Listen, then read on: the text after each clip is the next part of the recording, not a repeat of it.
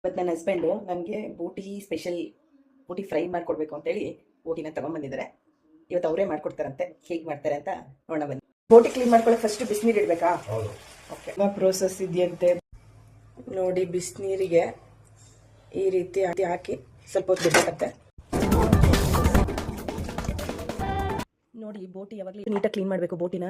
ಇದು ತುಂಬ ದೊಡ್ಡ ಪ್ರೋಸೆಸ್ಸು. ಆ್ಯಕ್ಚುಲಿ ಬೋಟಿ ತಂದ್ರೇ ಇದೊಂದು ದೊಡ್ಡ ಟಾಸ್ಕ್ ಥರ. ಇದನ್ನು ನೀಟಾಗಿ ಕ್ಲೀನ್ ಮಾಡಿದ್ರೆ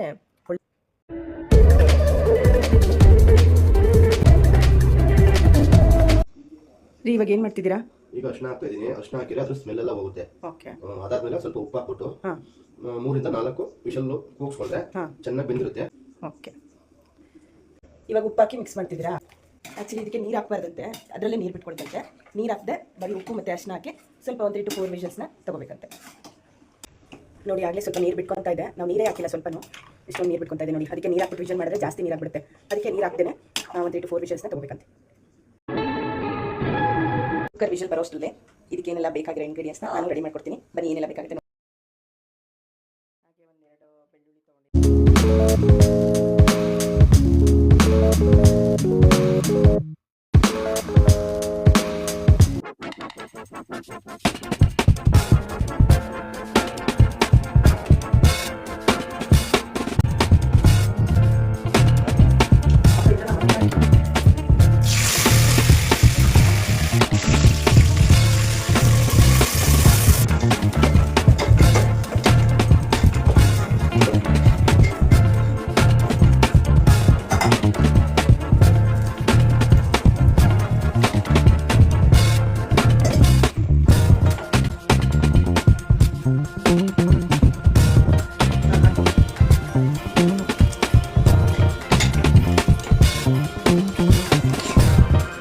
ಸ್ಮೆಲ್ಲಂತೂ ಸಕ್ಕತ್ತಾಗಿ ಬರ್ತಾ ಇದೆ. ನನಗಂತೂ ಬಾಯಿ ನೀರು ಬರ್ತಿದೆ.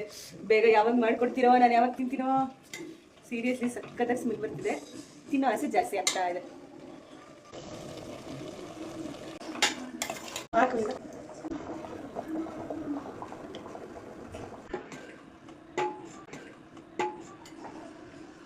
ಶೋಭಾ, ಟೇಸ್ಟ್ ನೋಡು. ನಾವು ಮಾಡಿರೋ ಬೋಟಿ ಗೊಜ್ಜು ಟೇಸ್ಟ್ ಮಾಡೋ ಟೈಮು ನೋಡೋಣ ಹೇಗೆ ಟೇಸ್ಟ್ ಇದೆ ಅಂತ ಹೇಳಿ. ಉಪ್ಪು ಖಾರ ಎಲ್ಲ ಕರೆಕ್ಟಾಗಿ ಹಾಕಿದಾರ ಇಲ್ವಾ ನೋಡಿ, ಚೆಕ್ ಮಾಡ್ತೀನಿ. ಬಾಯಲ್ಲಿ ನೀರು ಬರ್ತಾ ಇದೆ.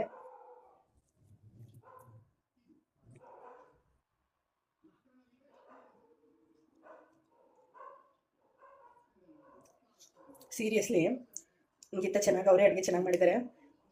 ಸಖತ್ತಾಗಿ ಮಾಡಿದ್ದಾರೆ.